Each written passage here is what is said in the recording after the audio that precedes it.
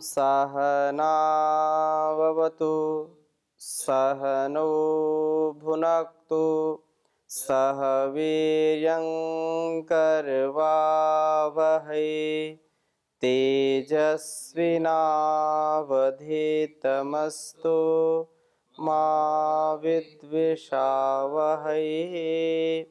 ओम शांति शांति शांति। उपनिषद सार की इस कक्षा में, इस स्वाध्याय में पुनः आप सभी श्रोताओं का, दर्शकों का हृदय की गहराइयों से हार्दिक स्वागत है, अभिनंदन है।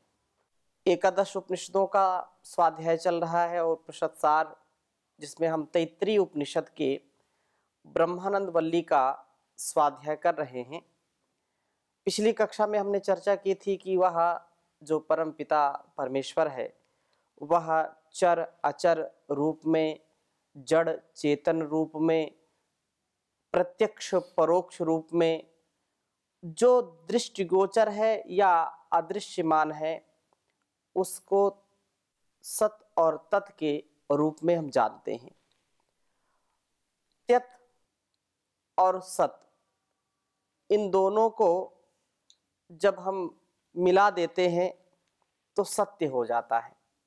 सत्य स्वरूप क्या है ईश्वर का, इस विषय में बहुत सुंदर चर्चा हमने यहाँ पर की है, पढ़ा है, ऋषियों के अभिप्राय को समझने का प्रयास किया है।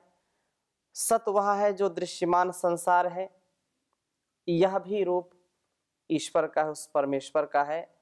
और तत् वह जो यह नहीं, वह है अदृश्यमान है, वह भी ब्रह्म रूप ही है।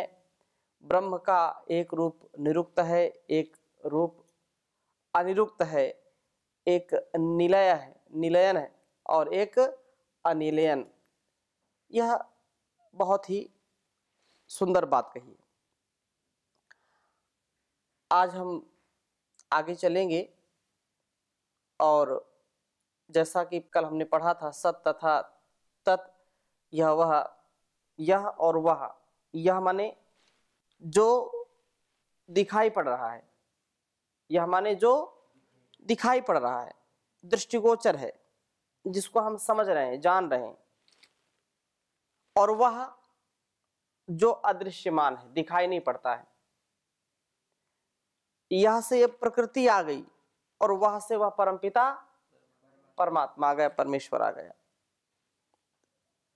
तो इस प्रकार से ये दृश्य जगत, अदृश्य जगत, ये उपनिषदकार का कहना है कि ब्रह्म को देखने के लिए कहीं दूर जाने की जरूरत नहीं है। यह संसार जो दिखता है, यह ब्रह्म का ही एक प्रत्यक्ष रूप है। और इसी भाव को लेकर गीता में भी कहा, भूमि रापो अनिलो वायु खम मनो बुद्धिरेव चाहंकारा इति यम में भिन्ना प्रकृतिरष्टा अष्टधा। तो यह पृथ्वी, जल, अग्नि, वायु, आकाश, मन, बुद्धि, अहंकार प्रत्यक्ष ब्रह्म है। मूर्तम च अमूर्तम च। अब आगे हम ब्रह्मानंद वल्ली जो सप्तम अनुवाक है, इसका स्वाध्याय करेंगे। असद्वा इदमग्र आसीत ततो वै सदा जायत तदात्मानं स्वयमकुर्वत तस्मात् तत् सुकृतमच्युत इति यद्वै तत् सुकृतं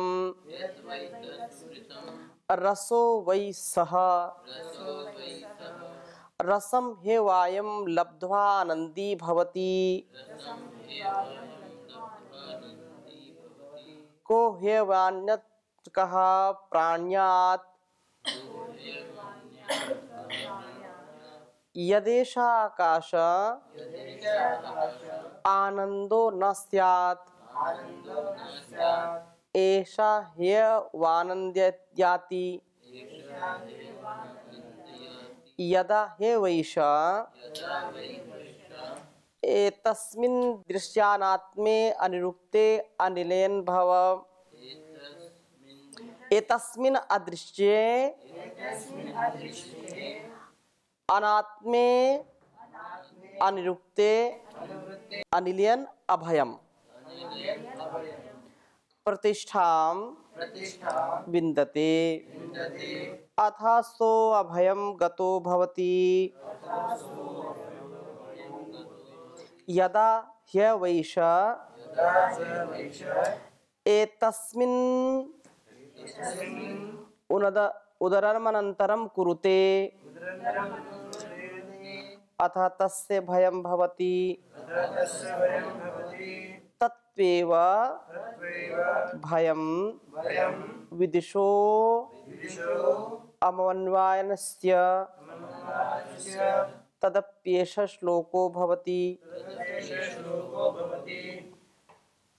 ब्रह्म सत था, यह पहले कहा गया, सत असत।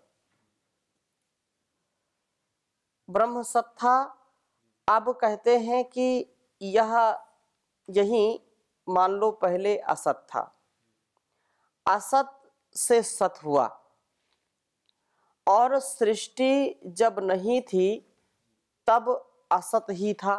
यदि एक प्रलय काल की जो अवस्था है, प्रलय काल की जो स्थिति है उस विषय में, तो वहाँ क्या था, असत था, ऐसा मान लें, असत ही था। ऐसी प्रकृति भी असत ही थी क्योंकि उस समय कुछ भी नहीं था। ब्रह्म अपने सत स्वरूप में तभी प्रकट होता है जब सृष्टि की रचना करता है, और जब सृष्टि असत थी तो ब्रह्म भी मानो असत ही था। उसका दृष्टिगोचर न होना या उसको न समझना हमारे लिए असत का ही भाव है। जब कुछ प्रकृति नहीं, शरीर नहीं, संसार नहीं, कोई व्यापार नहीं, तो हम उसको असत ही समझेंगे,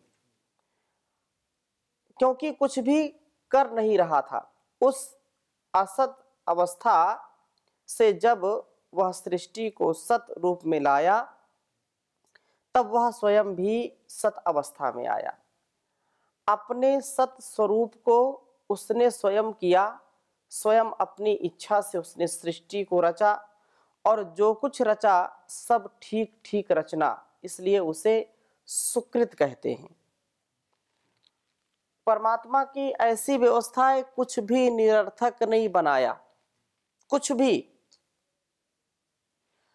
चाहे वो अमृत के समान हो वस्तु, वनस्पति या कुछ भी, और या विष के समान हो। जो विषधर बनाए, सर्प बनाए और वो डस ले तो कोई जीवित नहीं रह सकता, उनकी भी अत्यंत उपयोगिता है इस प्रकृति में, संसार में। और जो अमृत तत्व से युक्त किया औषधियां, संजीवनी बूटी या अलग अलग प्रकार के वनस्पतियां जो बनाई हैं, जो गाय बनाई है अमृत के समान है, गोदुग्ध, घृत, नवनीत, ये सब अमृत के समान है। शहद रासायन के रूप में, रसायन जो आंवला है, हर बहेड़ा आदि सब औषधियां हैं। और धतूरा भी, धतूरा जो कोई खा ले तो मादकता लाता है, वो नशा एक जैसा होता है, ज्यादा खाने पर मृत्यु भी हो जाती है। तो इस दृष्टि से जो कुछ भी बनाया है उस ईश्वर ने, फल फूल कंद मूल वनस्पतियां, हाथी घोड़ा कीड़ा मकोड़ा, छोटे से छोटा बड़े से बड़ा जो कुछ भी, चाहे जलचर हो, चाहे थलचर हो, चाहे नभचर हो, सबका कुछ ना कुछ प्रयोजन है। तो इस दृष्टि से हम सदा यह स्मरण रखें कि परमात्मा सुकृत, उसको सुकृत कहते हैं, वो अच्छा, सब कुछ अच्छा ही करने वाला, कभी बुरा नहीं करता। अब हमारे दिमाग में बात भले ही आ जाए कि हमको ऐसा क्यों किया, वैसा क्यों किया, हमको गोरा क्यों बनाया, काला क्यों नहीं बनाया, काला क्यों बना दिया, गोरा क्यों नहीं बनाया, लंबा बनाना चाहिए, ठीना क्यों बना दिया, मोटा बना दिया, पतला बना दिया, ये क्या है? ये हमारे अल्पज्ञता का, अविवेक का यह द्योतक है। ईश्वर तो जो करता है वो अच्छा ही करता है, सुकृत करता है। कोई ऐसे ही, अब लोग कहते रहते हैं कुछ ना कुछ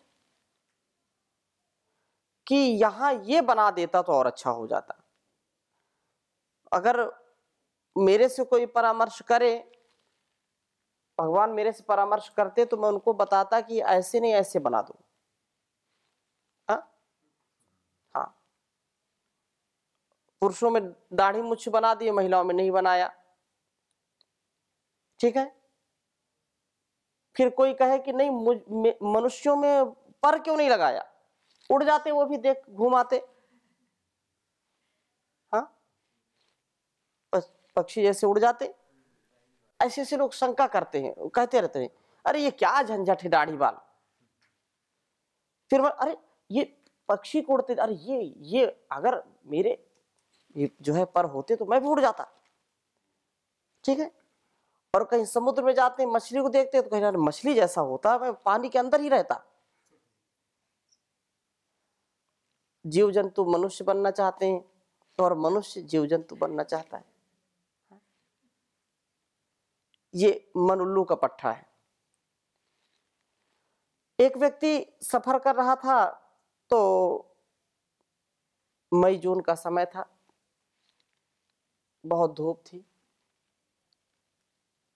तो सफर कर रहा था तो रास्ते में एक वट वृक्ष मिला, तो छांव मिली उसको, थोड़ा विश्राम कर ले, थोड़ा पसीना सुखाया, ठंडी ठंडी हवा चल रही थी, थक गया था काफी, लेट गया।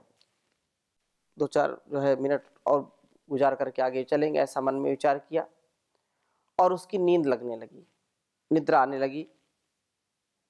निद्रा जैसे आने लगी, ऊपर से वट वृक्ष में जो फल लगते हैं, तो वो फल उसके ऊपर आकर के नाक में गिरा। बहुत बड़ा वृक्ष था, वट वृक्ष तो बहुत विशाल होता है, बहुत ऊंचे से वो गिरा, तो नाक में जैसे लगा वो बिल्कुल तिलमिला के उठ गया, बहुत उसको तेज लग गया। उसको जान हुआ, उसके पहले वो क्या विचार कर रहा, उसके पहले विचार कर रहा कि देख रहा है वृक्ष तो बहुत बड़ा लेकिन फल उसके छोटे छोटे, तो विचार कर रहा था पहले। अब जो क्योंकि ज्ञान हो गया उसको, पहले विचार कर रहा था कि भगवान को बुद्धि नहीं आई, वृक्ष इतना बड़ा और फल इतने छोटे, फल इतने छोटे, और वहां तरबूज और वो है, तो वहां पर जो है छोटा, लताएं इतनी पतली पतली और फल इतना बड़ा। भगवान अगर मेरे से बुद्धि मांगता तो मैं जरूर बताता, ऐसा है, इतना बड़ा विशाल वृक्ष है तो इसमें बड़े फल। और जैसे उसको ये लगा, उसकी बुद्धि काम करना शुरू कर दिया, अरे वाह, भगवान तो बहुत ही बुद्धिमान निकल गया, और इसी के स्थान पर एक तरबूज जैसा फल होता तो मेरा तो बिल्कुल थोड़ा टूट जाता, नक्शा ही बदल जाता, और पता लगता मैं जीता या मरता पता नहीं। तो ये ईश्वर की व्यवस्था है, सामने आंख भी है, नाक भी है, मुख भी है। भोजन हम उठाते हैं, आंख ने देख लिया बहुत अच्छा है, नासिका के पास गया, सूंघ लिया, बदबू नहीं आ रही है, और मुख में खा लिया। अगर कल्पना करो कि आंख पीछे बनाता, नाक पीठ पर बना देता, और मुख सामने बनाता, कितनी कठिनाई होती, आप कल्पना करो। पहले उसको पीछे ले जाना पड़ता कि खाना क्या आया है, आंख पास ले जाए। अब आंख ने तो देख लिया, ठीक है, फिर घूम करके नासिका के पास ले जाओ, बदबू आ रही कि सुगंध है कि दुर्गंध, कहीं बासी भोजन तो नहीं है। और फिर कहीं घूम करके फिर आता मुख के पास। बोलो, ये कितनी समस्या खड़ी हो जाती। प्रभु की जो व्यवस्था है बहुत उत्तम है, अलग अलग प्रकार से। अब इसकी चर्चा करें तो बहुत समय व्यतीत हो जाएगा और फिर भी चर्चा खत्म नहीं होगी। तो प्रभु को सुकृत कहते हैं क्योंकि उसने बहुत व्यवस्थित संसार बनाया है। कण कण में जो भी बना है वह परमात्मा की बिल्कुल व्यवस्थित व्यवस्था है। सुकृत था, बिल्कुल ठीक रचा गया था। वह तो रस ही रस है, रसो वही सह, वो नीरस नहीं है, रसदार। फिर जो उसने रचा वह सुकृत क्यों न होगा।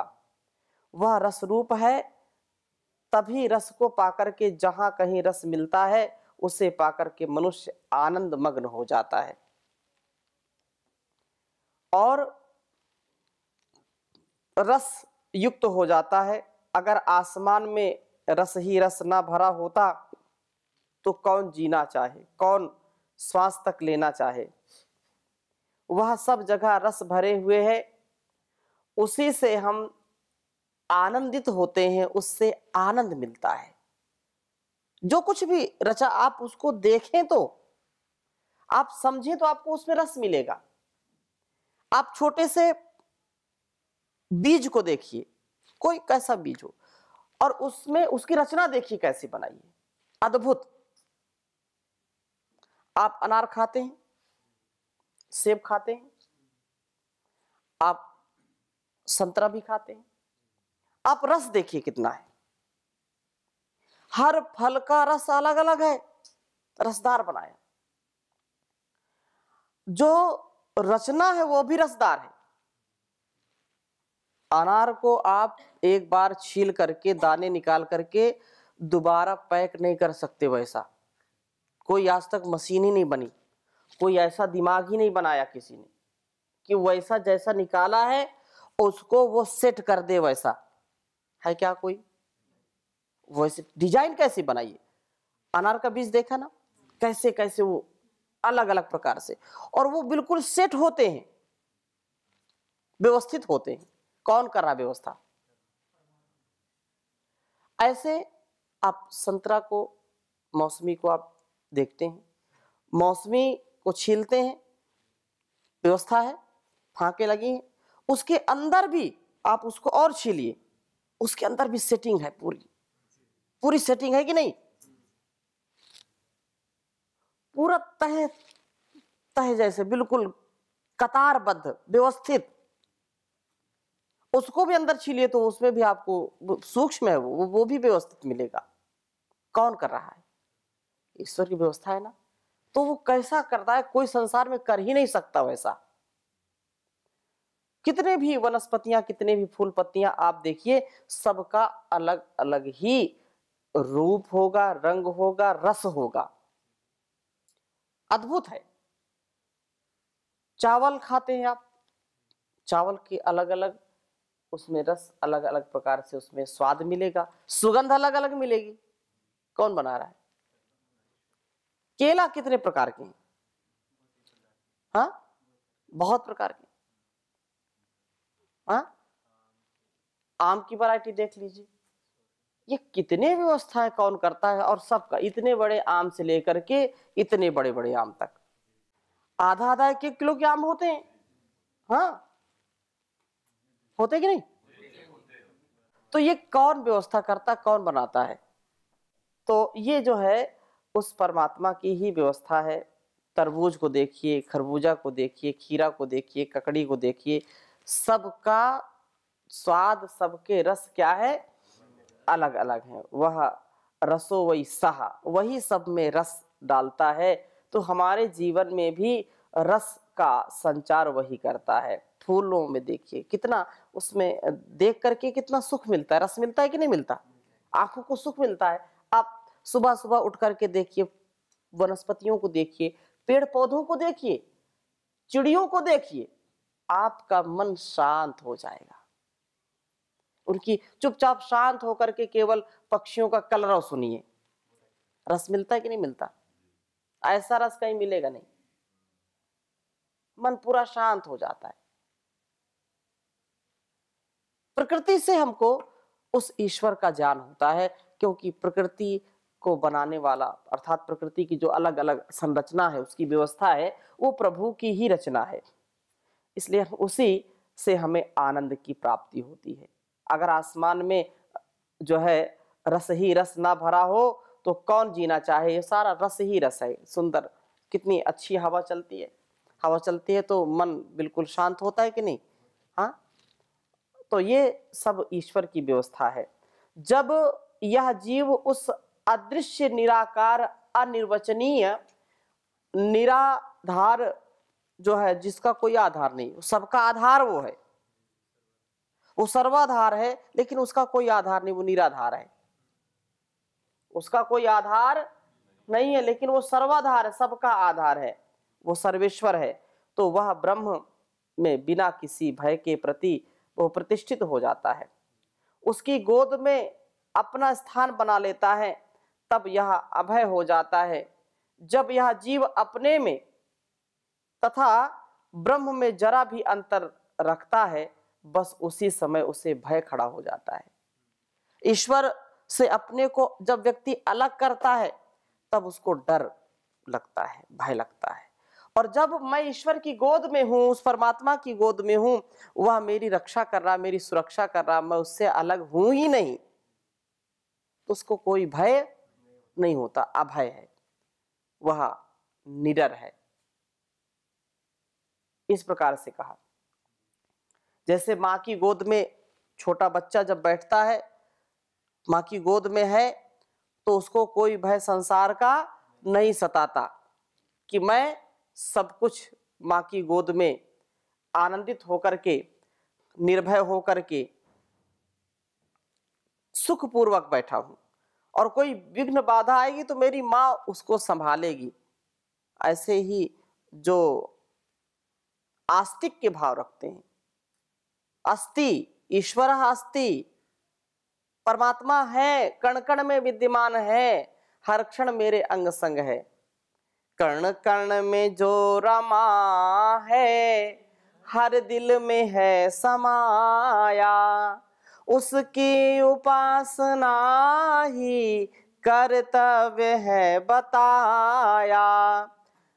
हर वक्त बन के साथी रहता है साथ सबके, रहता है साथ सबके, नादान पथिक उसको तू जानने न पाया, कण कण में जो रमा है, हर दिल में है समाया।